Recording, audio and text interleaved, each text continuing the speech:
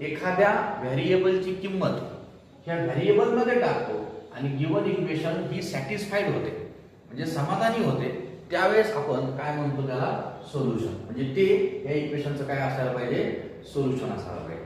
Okay, मग आता आपल्याला या ठिकाणी इक्वेशन्स आणि त्यांचे सोल्युशन इथं डिस्कस करायचे. आपल्या समोर काही असे इक्वेशन्स आहेत.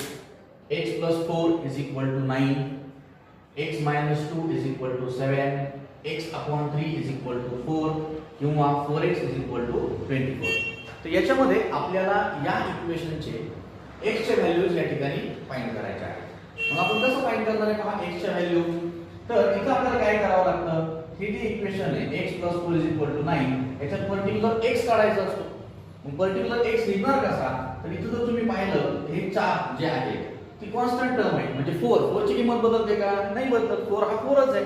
ठीक आहे, मग आता 4 ची किंमत